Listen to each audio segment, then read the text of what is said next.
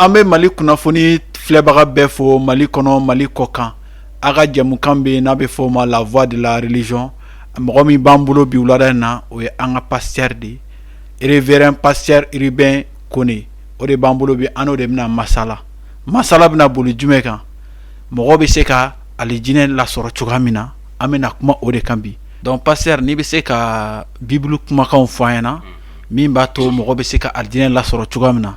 pour que an balima minnu bɛ yen ni u bɛ kan lamɛn u ka se k'a dɔn alijinɛ bɛ sɔrɔ cogoya minnu na n'i bɛ se k'i dala don olu la k'olu walawala an ye bible ye minnu fɔ. I ni ce i ka ɲininkali la an bɛ foli di ma ka foli di teleso baarakɛlaw promoteur ani baarakɛlaw bɛɛ lajɛlen ma ala ka si ni kɛnɛya di aw ma k'aw bolo mɛn nin baara la an bɛ foli di an filɛbaw ni an lamɛnbaw bɛɛ ma o mana kɛ yɔrɔ o yɔrɔ ala ka hɛrɛ kɛ aw ye an matigi Yesu Krista tɔgɔ la ka bi ɲininkali ye ɲininkali ɲumanba ye yala mɔgɔ bɛ se ka arijinɛ in sɔrɔ cogo di ɲininkali nafa ka bon ka da kan an bɛ fɛn o fɛn na dugukolo kan diinɛ ko nasira fɛ a bɛɛ kun ye walasa ka se ka arijinɛ in de sɔrɔ ani ɲɛnamaya ye kelen de ye ɲɛnamaya fila tɛ yen ni bible b'a fɔ ko a latigɛra mɔgɔ bɛɛ ka sa siɲɛ kelen o kɔ kiri bɛ tigɛ o kɔrɔ b'a jira k'a fɔ ko an bɛ balo min na dugukolo kan yan n'o banna o kɔfɛ ala ka kiri de bɛ yen o b'a jira an na k'a fɔ ka an ɲɛnama to dugukolo kan an ka ɲi ka an sɛbɛ bɛɛ don walasa an ka kisili ko k'a ko ɲɛɲini ani k'a ko ɲɛnabɔ sani an ka bɔ dugukolo kan yan o de la ɲininkali in jaabili a nafa ka bon adamaden bɛɛ ma adamaden bɛɛ bɛ ŋuna cogo dɔ la ka ala ɲini ni u dusukun bɛɛ ye walasa ka se ka ala lasɔrɔ nka ala bɛ sɔrɔ cogo di walasa ka ni ɲininkali jaabi a ka ɲi fɔlɔ an k'a dɔn k'a fɔ ko tuma min na ala ye diɲɛ da ani a ye an fa adama ni an ba hawa da a y'u bila yɔrɔ la bible bɛ min wele ko Eden nakɔ ani a bɛ fɔ dɔw fɛ ko arijinɛ yen nɔ hɛrɛ tun bɛ yen degun foyi tun tɛ u kan jɛɲɔgɔnya ɲuman tun bɛ adama ni hawa cɛ jɛɲɔgɔnya ɲuman tun bɛ u ni daba ala cɛ effectivement ni a fɔra ko arijinɛ o tɛ fili ye ka da kan jɛɲɔgɔnya ɲuman dafalen de tun bɛ yen nka k'aw to o hɛrɛ dafalen in na fɛn dɔ de nana kɛ min nana o jɛɲɔgɔnya tigɛ o kɛra jumɛn ye an bɛ min wele ko jurumu tɛ dɔwɛrɛ ye ala ko min kana kɛ o kɛli ye jurumu ye ala ko min ka kɛ o kɛbaliya o ye jurumu ye fɛn o fɛn tɛ bɛn ala sago ma n'an y'o kɛ o bɛ wele ko jurumu o cogoya la an fa adama ni abahawa ala ko ma u kana jiriden min dun Genèse kitabu la a sura 3 an b'a ye k'a fɔ ko Sitanɛ nana ka u nɛgɛn u sɔnna ka o jiriden dun o kɛla jurumu fɔlɔ ye ani ni an bɛ Genèse sura 3 in kalan ka jigin an b'a ye k'a fɔ ko ala ye u gɛn ka bɔ Eden nakɔ la jɔnya ɲuman min tun bɛ u ni ala cɛ o jɛɲɔgɔnya de tigɛra o kɛra jahanama daminɛ ni ka da kan ala tun ko ma ni aw ye nin jiriden dun don o don aw na sa saya donna diɲɛ na farisogo la saya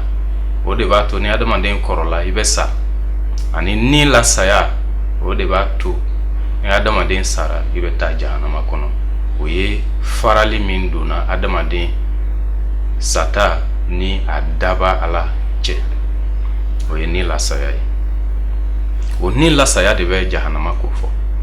ani ni a fɔra ko jahanama fana ye yɔrɔ ye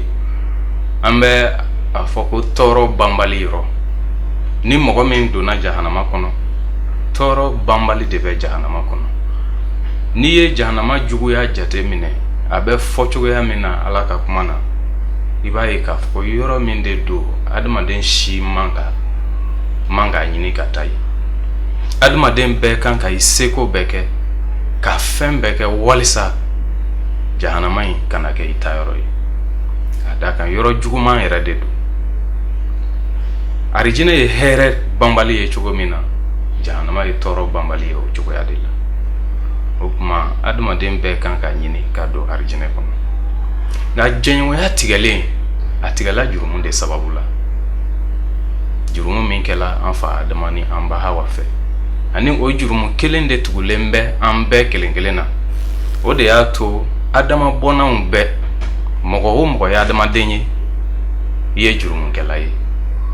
Jurumu bɛ i ka cogoya la. Jurumu de y'a to an fa Adama ni an ba Hawa gɛnna ka bɔ arijinɛ in kɔnɔ. O la mun de bɛ se ka kɛ sababu ye ka an lasegi ka don o arijinɛ in na fo jurumu in de ka bɔ yen. Bible kɔnɔ Yesu bɛ kuma Yohana kitabu la a sura 3 ni an b'a kalan verset 14 ka jigin. A bɛ fɔ ko Musa ye ziranɛgɛsa kɔrɔta jiri la kungokolon kɔnɔ cogo min na wajibi don mɔgɔ den ka kɔrɔta ten dɛ. Walasa mɔgɔ o mɔgɔ dara a la o ka ɲɛnamaya banbali sɔrɔ. Kamasɔrɔ Ala ye diɲɛ kanu hali fo a ye a denkɛ kelen pe di walasa mɔgɔ o mɔgɔ dara o denkɛ la o kana halaki nka o ka ɲɛnamaya banbali sɔrɔ. Ala ma a denkɛ ci ka na diɲɛ la ka kiri tigɛ diɲɛ kan nka a y'a ci walasa diɲɛ ka kisili sɔrɔ a barika la. Mɔgɔ min dara Ala denkɛ la o sen tɛ kiri la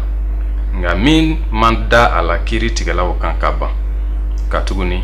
a ma da Ala denkɛ kelen pe tɔgɔ la. O kiri sababu filɛ nin ye ko kɛnɛ nana diɲɛ na nka dibi jara mɔgɔw ye ka tɛmɛ kɛnɛ kan ka tuguni u ka kɛwalew ka jugu. Mɔgɔ o mɔgɔ bɛ kojugu kɛ kɛnɛ man di o tigi ye fiyewu. O tɛ sɔn ka na kɛnɛ na fana walasa a ka kɛwale jugu kana jira kɛnɛ kan. Nka mɔgɔ min bɛ tiɲɛ kow kɛ o bɛ na kɛnɛ na walasa a ka kɛwalew ka jira ko u kɛra ka kɛɲɛ ni Ala sago ye. Nin yɔrɔ la Yesu yɛrɛ de bɛ ka kuma. Matigi Yesu, Nabila Isa, a bɛ fɔ o cogoya la. A yɛrɛ de bɛ ka kuma nin yɔrɔ la. A fɔlɔla ka min fɔ ko Musa ye ziranɛgɛsa kɔrɔta kungokolon kɔnɔ cogo min na o cogo kelen na mɔgɔ denkɛ kan ka kɔrɔta. Donc Yesu tun bɛ a yɛrɛ ni a bɛ kuma a yɛrɛ ko la tuma dɔ a b'a fɔ ko mɔgɔ denkɛ nka tuma dɔ a b'a fɔ ko Ala denkɛ. Nin ye Yesu yɛrɛ kumakan ye nin yɔrɔ la. A dɔn caman bɛ sɔsɔli kɛ Yesu ka Ala denkɛ ko in na nka o bɛ se ka kɛ barosen wɛrɛ ye an tɛna se ka an da don o la bi. Nka an bɛ nin ye Yesu yɛrɛ de bɛ ka kuma nin yɔrɔ la ko Musa ye ziranɛgɛsa kɔrɔta kungokolon kɔnɔ cogo min na wajibi don mɔgɔ denkɛ ka kɔrɔta o cogoya kelen na. Musa ye ziranɛgɛsa min kɔrɔta kungokolon kɔnɔ o fana ye tariku dɔ de ye. Tuma min na Israɛlidenw tun bɛ kungokolon kɔnɔ Ala ye u labɔ Misira jamana kɔnɔ jɔnya la ka u to sira kan walasa ka taa Kana jamana na. Ala tun ye yɔrɔ min layidu ta u ye ka u to sira kan u murutila Ala ma. O kuma sa dɔw nana minnu tun bɛ mɔgɔw kin. Ni sa ye mɔgɔ kin a tigi bɛ sa. Ni sa ye mɔgɔ kin a tigi bɛ sa. U kulela Ala nɔfɛ. Ala y'a fɔ kira Musa ye a ka sa bisigi labɛn ka bɔ ziranɛgɛ la. Ni a y'o bisigi labɛn a bɛ a gulo jiri dɔ la ka jɔ walisa ni sa ye mɔgɔ o mɔgɔ kin ni o tigi ye a ɲɛ kɔrɔta ka ziranɛgɛsa ja in ka o ye ka o filɛ a tigi ka kɛnɛya. Donc Yesu bɛ ka o de ko fɔ yan. Ni Musa y'a kɛ o cogoya la ka ziranɛgɛsa bisigi ka sa bisigi dilan ziranɛgɛ la ka gulo walisa Israɛliden dɔw mana kin u k'u ɲɛ kɔrɔta k'a filɛ u tun bɛ kɛnɛya. Nka i b'a dɔn k'a fɔ ko dɔw banna ka ziranɛgɛsa in filɛ olu sara sa kinda fɛ. Donc Yesu bɛ ka o de ta ka kɛ misali ye yan ko cogo kelen na fana ko mɔgɔ denkɛ kan ka kɔrɔta ani a bɛ ka kɔrɔtali min fɔ a bɛ ka a yɛrɛ ka saya ni a ka sukununi de ko fɔ Yesu gbɛmɛna jiri la adamadenw kosɔn walasa mɔgɔ o mɔgɔ mana a ɲɛ kɔrɔta i ko zira nɛgɛsa kɔrɔta la cogo min na ka Yesu filɛ o kɔrɔ ko mɔgɔ min mana sɔn ka Yesu ɲɛna tɔmɔ ka i ka limaniya da a kan ani a bɛ taa ɲɛ ka o de fɔ ko walasa mɔgɔ o mɔgɔ dara la o ka ɲɛnamaya banbali sɔrɔ kama sɔrɔ Ala ye diɲɛ kanu hali fo a ye a denkɛ kelen pe di walasa mɔgɔ o mɔgɔ dara a denkɛ la o kana halaki nka o ka ɲɛnamaya banbali sɔrɔ donc Yesu ka kalan na a bɛ min fɔ an ye ka jɛya nin yɔrɔ la o de ye ko Ala ka kanuyaba de kosɔn a ma sɔn ka diɲɛ to yen ten a ye ale Yesu ci walasa ale ka sa gwengwejiri kan adamadenw nɔ na ka sa an ka jurumu kosɔn walasa an ka se ka jurumu yafa sɔrɔ ani mɔgɔ min dara Ala denkɛ la o sen tɛ kiri la Yohana kitabu sura 3 verset 18 bɛ o fɔ an ye ka jɛya mɔgɔ min dara Ala denkɛ la o sen tɛ kiri la nka min ma da a la kiri tigɛla o kan ka ban ka tuguni a ma da Ala denkɛ kelen pe tɔgɔ la i sen tɛ kiri la ka da mun kan ka da kan Yesu sara i ka jurumu kosɔn Yesu min sala i ka jurumu kosɔn ni ye i ka limaniya da ale kan o de sababu la i ka jurumu bɛ yafa i ma i bɛ jurumu yafa sɔrɔ ani an y'a fɔ ko jurumu de kɛla sababu ye k'an fa Adama ni Hawa labɔ arijinɛ kɔnɔ ka da o kan mɔgɔ o mɔgɔ ni i ka limaniya da Yesu Krista kan i ka jurumu bɛ yafa i ma ni jurumu yafa la foyi tɛ yen min bɛ i bali ka don arijinɛ kɔnɔ jurumu de bɛ an bali ka don nka ni jurumu taara ka bɔ yen ni jurumu yafala i ma i bɛ se ka don arijinɛ kɔnɔ o de la Yesu bɛ a fɔ fana Yohana sura 14 na ni an bɛ o fana kalan verset 6 Yesu y'a jaabi ko ne de ye sira ye ani tiɲɛ ani ɲɛnamaya mɔgɔ si tɛ na ne fa ma ni a ma tɛmɛ ne fɛ Yesu ko ale de ye tiɲɛ ye ale de ye sira ye ale de ye ɲɛnamaya ye ani a bɛ segi ka min fara kan ko mɔgɔ si tɛ na ale fa ma ni ma tɛmɛ ale fɛ mɔgɔ si tɛ se fa Ala ma ni ma tɛmɛ Yesu Krista fɛ ka da kan kɛcogo foyi tɛ adamaden na ka se ka jurumu yafa dafalen sɔrɔ tant que ni Yesu ka saraka in tɛ adamaden i mana ɲuman kɛ cogo o cogo jurumu b'i la i mana ko ɲuman kɛ cogo o cogo jurumu b'i la i ye jurumukɛla de nka fɛn min bɛ adamaden ka jurumu ta ka bɔ yen pewu ni Ala b'a fɔ ne jɛna o ye Yesu ka saraka in de ye sabu Ala yɛrɛ de y'o labɛn ani sani Yesu ka na o fɔla kiraw caman fɛ a sudala kiraw fɛ k'a fɔ ko a bɛ na tɔɔrɔ nin cogoya la a bɛ na tɔɔrɔ nin sababu la walisa ka diɲɛ ka jurumu ta ani o Yesu min nana ale de b'a fɔ an ye yan ko ale de ye tiɲɛ ye ale de ye sira ye ale de ye ɲɛnamaya ye mɔgɔ si tɛ se fa Ala ma ni ma tɛmɛ ale fɛ o la ni ɲininkali bɛ kɛ yala mɔgɔ bɛ se ka don arijinɛ in na cogo di an bɛ min fɔ ka jɛya mɔgɔ bɛ don arijinɛ na Yesu Krista danaya de barika la ka danaya kɛ a la ko Yesu sala i ka jurumu kosɔn ka sɔn ka ɲɛna tɔmɔ ka taama a nɔfɛ i si tile bɛɛ la i ka jurumu bɛ yafa i ma n'i ka jurumu yafala ni sara hali sisan i jɛyalen don a la k'i bɛ don arijinɛ kɔnɔ o ni sara sisan i jɛyalen don a la k'i bɛ don o sababu tɛ k'a fɔ ko e de ye mɔgɔ tilennen ye ka tɛmɛ adamadenw bɛɛ kan nka o sababu de ye sabu jigi bɛ i fɛ ko Ala sɔnna i ma a yafala i ma i ka jurumukow bɛɛ la Yesu Krista barika la o de bɛ jigi di adamaden ma k'a fɔ awɔ ni sara n bɛ don arijinɛ kɔnɔ sababu wɛrɛ tɛ sabu ala ye nɛɛma kɛ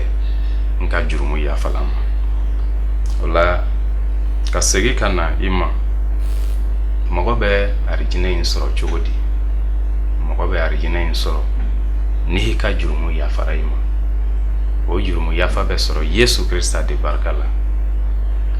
An bɛ nin kuma fɔ, an b'a fɔ, an b'a fɔ. Dɔw b'a jate k'a fɔ ayi, nin kuma in ka nɔgɔ kojugu. Dɔw b'a jate k'a fɔ ko nin ye dinɛ ko kuma de ye. Fɛn caman bɛ se ka, adamaden bɛ se ka miiri ko caman na. Nka min kɔni jɛlen don, an bɛ a jɛlen fɔ mɔgɔw ye. Ni min sɔnna k'a minɛ, i b'a minɛ i ni kisili kosɔn. Nka ni min fana ko a tɛ ale t'a kun bɔ, baasi tɛ. Nka min kɔni jɛlen don, an tɛna to dugukolo kan yan kuda ye.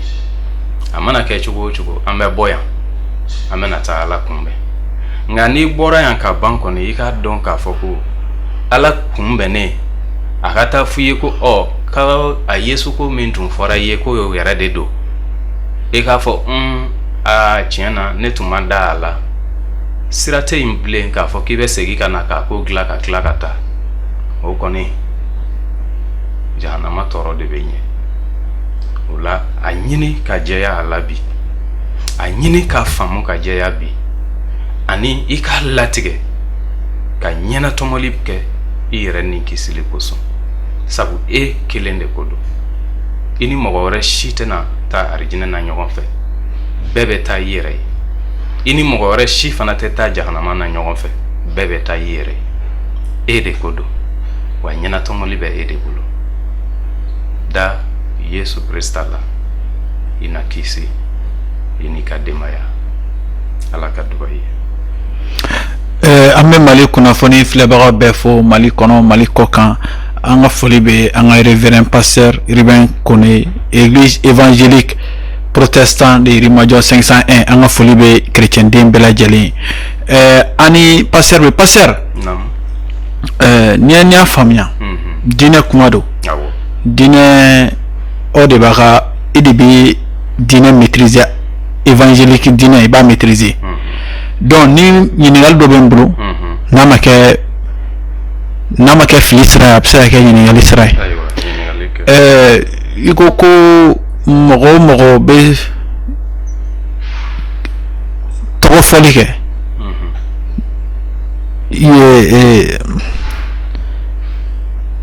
ko mɔgɔ o mɔgɔ bɛ tɔgɔ fɔli kɛ, Kirista tɔgɔ fɔli kɛ, ko a bɛ yafa i ma n'i tugura kɔ. Mais n'i y'i sigi ɲɔgɔn tɔɲɔ ka tugu Kirista kɔ, yali i bɛ don alijinɛ na wa i tɛ don alijinɛ na? Parce que sigiɲɔgɔnya o kisa ka gɛlɛn. Parce que ni an m'a dɔn an kan ka minnu kɛ pour que an ka se ka tugu an ka ɲɛmɔgɔw kɔ, pour que an ka se ka alijinɛ sɔrɔ, a bɛ gɛlɛya. N'a sɔrɔ i tun bɛ se k'i da don o yɔrɔ la, olu walawala pour que an balima chrétien ka a faamu kosɛbɛ kosɛbɛ. Voilà. I ka ɲininkaliw ka ɲi. Tarawele ɲininkaliw tɛ. Ɲininkali sɛbɛmanw don. Bible bɛ danaya ko fɔ, an kisilen bɛ danaya de barika la, ala ka nɛɛma fɛ. An ka kɛwalew nɔ tɛ, walasa an si kana an yɛrɛw bonya. Efesikaw sura 2 verset 8. An bɛ o kalan. Aw kisilen bɛ nɛɛma de barika la danaya fɛ. O ma bɔ aw yɛrɛw la dɛ. Ala ka nilifɛn don. O tɛ kɛwalew nɔ ye, walasa mɔgɔ si kana a yɛrɛ bonya. Ala ka baara nɔ ye anw de ye. A ye an da Kirisa Yesu la kɛwale ɲumanw kama. A kɔnna ka olu labɛn walasa an ka taama u la. Nin yɔrɔ la a bɛ fɔ ka jɛya ko kisili in tɛ an yɛrɛw ka fanga ye. Ala de ye nɛɛma kɛ an ye, an ka danaya kosɔn Yesu Krista la ka an kisi. Nka Ala ye an kisi kɛwale ɲumanw de kɛli kama. A ye an kisi walasa an ka kɛwale ɲumanw kɛ. Ala yɛrɛ kɔnna ka minnu labɛn ka kɔn walasa an ka taama u la. Kɔrɔ b'a jira ni i ye chrétien ye k'a fɔ ko bon ka da kan ne ko ne dalen bɛ Yesu la, o kuma n bɛ mɔgɔw tɔɲɔ, n bɛ ko kuntanw kɛ, min ka di ye n b'o kɛ sabu n kisira ka ban. O kɔrɔ b'a jira i ma kisi kun faamu. Bible b'a fɔ ko mɔgɔ min bɛ to ka jurumu kɛ o ma Ala ye wa o t'a dɔn. Ka da kan Ala ye Ala senuman de ye. Ni e ko e ye Ala mɔgɔ ye, ko i ye danaya kɛ Yesu Krista la, ko bi ko jɛɲɔgɔnya ɲuman bɛ e ni Ala cɛ, ko i ka jurumu yafala i ma, o kuma min kan ka tugu o la o ye ka ɲugu jurumu yɛrɛ la, o ye ka ɲini ka i mabɔ jurumu na, ka ɲini ka ɲɛnamaya i ko fa Ala yɛrɛ ka senu cogo min na. Ala jogo ye min ye ka ɲini ka o jogo don i yɛrɛ la. Donc o de ye Ala sago ye chrétien bɛɛ kelen kelen ta fan fɛ. O de la i b'a ye mɔgɔ caman b'a fɔ ko ko chrétien bɛ tan, chrétien tɛ sɔn nin ma, chrétien tɛ sɔn nin ma. Dɔwɛrɛ tɛ, o ye mɔgɔ ye min y'a faamu a kisikun ye mun ye, min ye a faamu k'a fɔ ko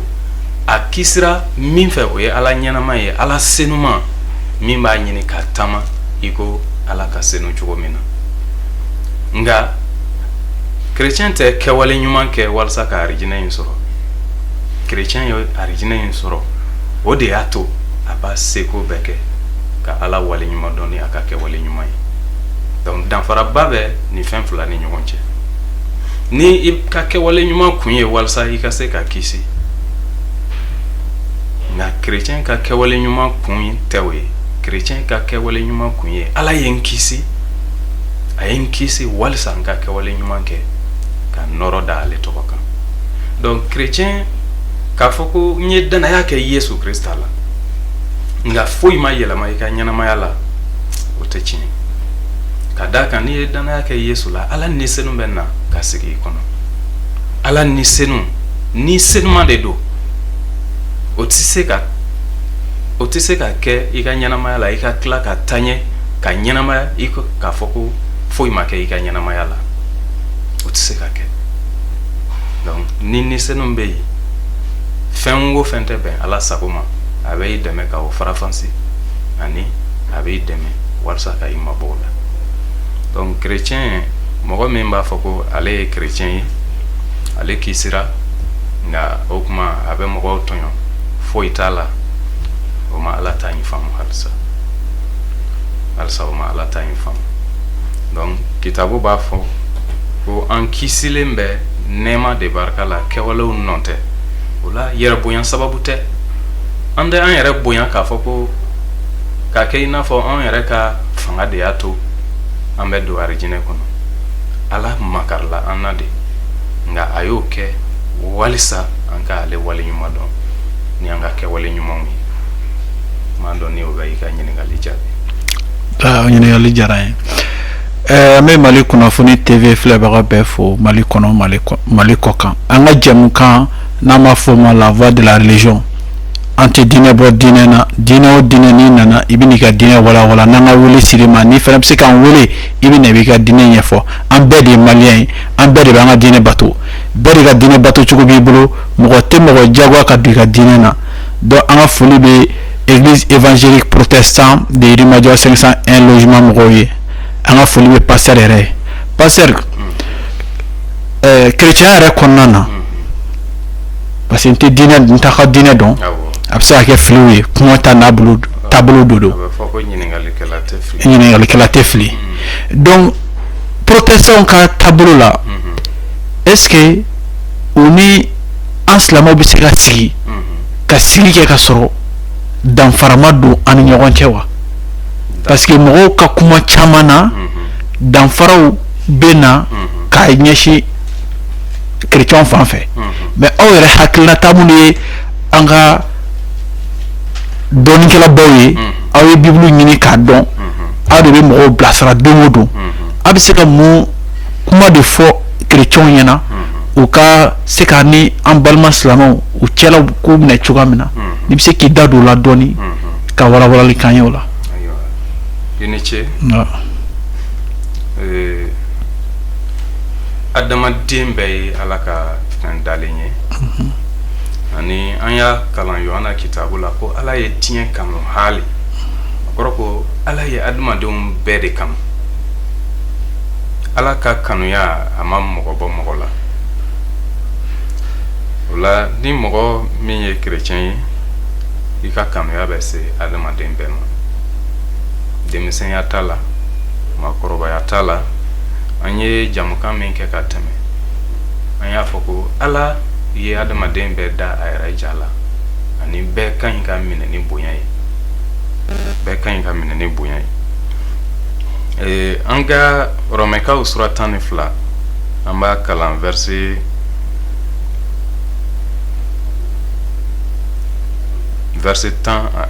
9 kanuya kana kɛ filangafɔya kan aw ka kojugu haramu ka nɔrɔ ko ɲuman de la aw ka ɲɔgɔn kanu i ko balimaw aw ka ɲɔgɔn dan ɲɔgɔn bonyali la a ye aw jija aw kana kɛ salabatɔw ye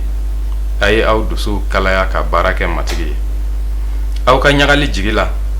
ka muɲuli kɛ tɔɔrɔ la ka timinandiya ala delili la aw ka balima selimaw mako ɲɛ ka dunanw ladon minnu bɛ tugu aw la ka aw tɔɔrɔ aw ka dubata olu ye aw ka dubata aw kana dangali kɛ a ye ɲagali tɔw fɛ ka kasi tɔw fɛ aw miirili ka kɛ kelen ye aw kana aw yɛrɛw bonya nka aw ka fara mɔgɔ majigilenw kan aw kana aw yɛrɛw jate hakilitigiw ye aw kana mɔgɔ si ka kojugu sara ni kojugu ye aw ka ko kilennenw kɛ mɔgɔw bɛɛ ɲɛna aw yɛrɛw ta fanfɛ hɛrɛ ka to aw ni mɔgɔw bɛɛ cɛ ni o bɛ se ka kɛ ne ka kanulenw aw kana aw yɛrɛw hakɛ bɔ nka aw ka yɔrɔ to ala ka dimiya ye ka tuguni a sɛbɛnnen bɛ ko hakɛ bɔ ko ye ne ta ye ne na a sara matigi ko ten ni kɔngɔ bɛ i jugu la dumuni di a ma ni minɔgɔ b'a la ji di a ma n'i y'o kɛ i na takami to a kunna i kana to juguya ka se sɔrɔ i kan nka i ka se sɔrɔ juguya kan ko ɲuman fɛ ni ye Bible ka kuma de en gros a b'a fɔ de ni a bɛ bɔ e yɛrɛ la hɛrɛ ka kɛ i ni mɔgɔw bɛɛ cɛ ne hakili la o bɛ fɛn bɛɛ fɔ ka ban ni a bɛ bɔ e yɛrɛ la hɛrɛ ka kɛ i ni mɔgɔw bɛɛ cɛ a ma fɔ ko hɛrɛ ka kɛ i ni chrétienw cɛ a ma fɔ ko hɛrɛ ka kɛ i ni balimaw cɛ i ni somɔgɔw cɛ i ni siyamɔgɔw cɛ a fɔra ko mɔgɔ bɛɛ ni a bɛ bɔ e yɛrɛ la na ni mɔgɔ min bagara i ma k'a fɔ fiyewu ale t'i ka hɛrɛ fɛ o bɛ bɔ o tigi de la nka e kɔni b'a ɲini tuma bɛɛ hɛrɛ ka kɛ i ni mɔgɔw cɛ Bible bɛ min fɔ o y'o de donc ni an bɛ nin kuma waleya o b'a jira k'a fɔ ko i ni mɔgɔ dɔ ka sigi min n'i tɛ diinɛ kelen na gɛlɛya man ka don o la ni an bɛ nin kuma waleya gɛlɛya man ka sɔrɔ o la donc an bɛ se ka ɲɛnamaya ɲɔgɔn fɛ hɛrɛ la i ye kuma dɔ fɔ i ko diinɛ ye diinɛ ye ni n b'a fɔ ten diinɛ dayɛlɛlen bɛ k'a da a bɛ bɛɛ de ye maintenant bɛɛ de bɛ filɛli kɛ ka hakili jagabɔ kɛ ani ka ɲɛnatomɔli kɛ ka kɛɲɛ ni a ka dusukun ye fɛn min minɛ nka k'a fɔ ko ka da kan ne ni e tɛ diinɛ kelen na an tɛ mɔgɔya kɛ Yesu ma an kalan o la Bible tɛ an kalan o la k'a fɔ ko an tɛ siya kelen ye ka da o kan an tɛ mɔgɔya kɛ Bible ma an kalan o la kitabu mɛ an kalan o la a bɛ an kalan min na o ye ka i mɔgɔɲɔgɔn kanu ka i mɔgɔɲɔgɔn gasi sigi k'a ɲini hɛrɛ ka kɛ i ni mɔgɔw bɛɛ cɛ ma dɔn ni o bɛ i ka ɲininkali jaabi ala ka hɛrɛ kɛ maliyɛnden bɛɛ lajɛlen ala ka hɛrɛ kɛ maliyɛnden bɛɛ lajɛlen ala ka hɛrɛ kɛ faso ye pasteur ɲininkali jaabi ɲɛna kosɛbɛ donc pasteur o b'a fɛ fana ko évangélique bɛ baara kɛ ni sariya minnu ye u ka église kɔnɔna na n'i bɛ se k'i da don o la k'o walawala an filɛbagaw ye pour que u ka se k'a faamu parce que ni i taara protestant fɛ yen u ka église kɛcogoya ani u ka fɛnw kɛcogoya ani protestant évangélique ta tɛ kelen ye dɔɔni donc danfara min bɛ a yira k'a fɔ ko nin ye évangélique ye nin ye protestant ye anw t'a dɔn n'i bɛ se ka walawalali kɛ anw ye danfara minnu bɛ aw ni ɲɔgɔn cɛla la n'a ma kɛ baasi ye n'a kuma bɛ se ka jaabi. O tɛ baasi ye an y'a fɔ ko ɲiniŋalikɛla tɛ fili ɲiniŋali tɛ yen min tɛ jaabi nka ɲiniŋali bɛɛ ne y'a jaabi cogo don i ye a fɔ cogo dɔ la i ko évangélique ani protestant évangélique protestant o a kɔrɔ ye jumɛn ye wa évangélique kɔrɔ ye mun ye minnu bɛ sinsin injil kan linjil arabukan na a bɛ fɔ injil minnu bɛ sinsin ala kitabu kan min bɛ wele ko linjil évangile kɔrɔ ko an bɛ fɛn min sɛbɛnnen bɛ an bɛ an ka danaya sira taama ka kɛɲɛ ni o ye fɛn min tɛ a kɔnɔ an tɛ don o da fɛ nka min ɲɛfɔlen don ka jɛya ala kitabu in kɔnɔ an bɛ an ka ala ko kɛ an bɛ an ka ɲɛnamaya kɛ ka kɛɲɛ ni o de évangélique kɔrɔ ye o de maintenant protestant o ye tɔgɔ ye bon n'i ye protestant kɔrɔ yɛrɛ jateminɛ tubabukan na a bɛ fɔ protester o kɔrɔ ko mɔgɔ min ye sɔsɔli kɛ fɛn dɔ la k'a fɔ ko nin bɛ ka kɛ nin cogoya la man jɛ ni o ye a man ka kɛ nin cogoya la ani o bɛɛ ye fɛn kelen ye a kun de ye walasa baara ala ko in ka ɲɛnabɔ ka kɛɲɛ ni nin jeli ye donc i b'a ye k'a fɔ ko ani évangélique in kɔrɔ bɛɛ bɛ taa ni ɲɔgɔn ye baara ala ko in ka sira taama ka kɛɲɛ ni ala ka kuma ye maintenant n'i ko yala danfara jumɛnw de bɛ yen n bɛ se ka min fɔ o de ye ko a bɛ i n'a fɔ du hali k'a sɔrɔ i b'a sɔrɔ dutigi bɛ yen denw bɛ a bolo nka den o den mana muso furu i bɛ taa sɔrɔ k'a fɔ ko danfara fitinin bɛ ale ka du cogoya ni a kɔrɔkɛ ta ni ɲɔgɔn cɛ wala ni a dɔgɔkɛ ta ni ɲɔgɔn cɛ nka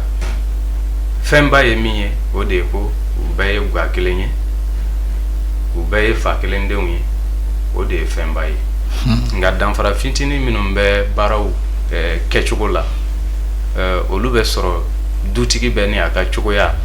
wala duden bɛ ni a ka cogoya i b'a sɔrɔ denkɛ fɔlɔ ale ye muso min furu o ni denkɛ filanan ka muso furulen danfara bɛ u ka cogoyaw ni ɲɔgɔn cɛ ka da o kan danfara fitininw bɛ kɛ u ka taabolow cɛ nka taaboloba ye min ye o ye du yɛrɛ ka cogoya ye i b'a ye k'a fɔ ko o tɛ yɛlɛma du yɛrɛ ka cogoya o ye ala ka kuma in de ye o ye bibile ye o tɛ sɔsɔ o tɛ yɛlɛma nka adamadenya la an bɛ fɛn fitinin minnu kɛ tuma dɔ o bɛ bɔ adamaden yɛrɛ ka cogoya la o bɛ bɔ organisation yɛrɛ kɛcogo la nka fɛnba ye min ye o de ye ko fɛn min bɛ du bɛɛ kɛ duba kelen ye o de ye bibile ye injili maa dɔn ni o bɛ i ka ɲininkali jaabi. ɲininkali faamuna an lajɛbagaw ye ɲininkali faamu pasteur an y'i wele i nana an ka wele jaabi a diyara an ye an b'i fo k'i ka denbaya bɛɛ fo i tɔgɔ la donc mɔgɔw b'a fɔ ko protester komi i y'a fɔ tubabukan na cogoya min na peut-être u protester la fɛn dɔ de kama wa u protester la min bɛ bible yɛrɛ kɔnɔ o ka kalan a kalancogo yɛrɛ la ou soit u protester la k'a fɔ ko ninnu ye fɛn dɔ kɛ ou o man ɲɛ n'a sɔrɔ i tun bɛ se ka protester min bɛ évangélique kɔnɔna na n'a sɔrɔ i tun bɛ se k'a développer dɔɔni pour que an filɛbagaw k'a faamu parce que amunu ta diinɛ fam n'a mɛ protester an b'a bila an kunna k'u bɛ ka ban fɛn dɔ de ma min tɛ bibulu kɔnɔna na n'a sɔrɔ i bɛ se k'o yɔrɔ walawala an ye. N ye o de fɔ i ye protester in n y'a fɔ ko ani évangélique in bɛɛ kɔrɔ bɛ ɲɔgɔn dafa protester kun ye mun ye walisa sinsin ka kɛ évangile in de kan sinsin ka kɛ bible ka fɔlen min fɔra bible kɔnɔ ka jɛya baara ka kɛ diinɛ ka waleya ka kɛɲɛ ni o ye fɛn min fɔlen tɛ ka jɛya bible kɔnɔ adamaden ka miiriliw wala ka taa taabolo wɛrɛw ta ka o don alako la ka sɔrɔ bible tɛ o fɔ protesteli kun ye walasa o de ka bɔ a la donc baara ka kɛ ni bible ye bible bɛ min fɔ ka jɛya baara ka kɛ ni o de donc ni protesteli kɛla a kun de ye walasa o de la tɔgɔ fila in bɛ ɲɔgɔn dafa a bɛ fɔ ko évangélique protestante évangélique protestante protesteli kun ye walasa évangélique ya in o de ka to a cogoya la sɛbɛw fɔra cogo min na u ka kɛ o kɛcogoya la virgule kana jɛn point kana jɛn donc an filɛbagaw kɔni u ye faamuyali sɔrɔ kosɛbɛ kosɛbɛ église protestante kɔrɔ ye min ye a ye kunnafoni sɔrɔ o kan kosɛbɛ kosɛbɛ parce que an ka pasteur bɔra ka walawala bɛɛ sisan bɛɛ y'a faamu donc an b'a fɔ mɔgɔw ɲɛna min bɛ bible kɔnɔ olu b'o de fɔ virgule t'a la o de protestant kɔrɔ ye a faamu mi d'accord pasteur welewelekan minnu b'i bolo n'i bɛ se k'o ani ladilikan minnu b'i bolo ka ɲɛsin an balima kerecɛnw ma n'i bɛ se ka dɔ fɔ o la.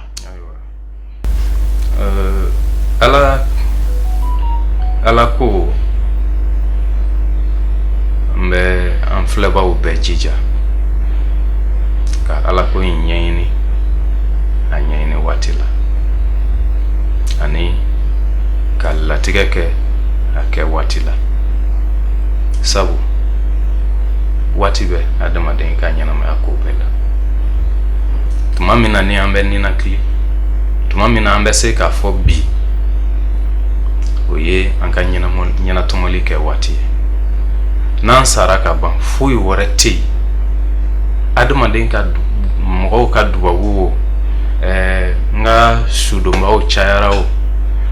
sarakaw bɔra o olu si tɛ foyi yɛlɛma i ta yɔrɔ ko la i ye ɲɛnatomali min kɛ dugukolo kan i ka ko bɛ ɲɛnabɔ ka kɛɲɛ ni o de an bɛ ka taa yɔrɔ min na ni yɔrɔ ɲumanba ani yɔrɔ juguba o kuma walisa an kana taa yɔrɔ juguba in na n bɛ an filɛbaw ni an lamɛnbaw bɛɛ jija an k'an seko bɛɛ kɛ walisa ka ko in k'a ɲɛɲini ji ɲɛma jɔlen na k'a ɲɛɲini ni an sɛbɛ bɛɛ ye sani a ka taa k'an bolo da sabu n'an sara ka ban tani ka segi t'a la dɛ k'a fɔ n bɛ taa tiɲɛ na n taara min tan na a ko cogoya ma ɲɛ n bɛ segi ka na kuma t'a la mɔgɔ si tɛ taa ka segi o la an ka ala ko ɲɛɲini a ɲɛɲini waati la k'an ɲɛnama to an bɛ a laban ni dubabu ye ka dubabu kɛ an ka jamana ye hali bi ala yɛrɛ ka an ka jamana in dɛmɛ tiɲɛna an bɛ ala fo a bɛ ka dɛmɛli min kɛ fo ka na se bi ma an b'a ɲini ala fɛ a ka taɲɛ ka an ka jamana bɔ bolo la an bɛ ka ŋuna hɛrɛ min nɔfɛ ala yɛrɛ k'o nɔgɔya an n'an denw ye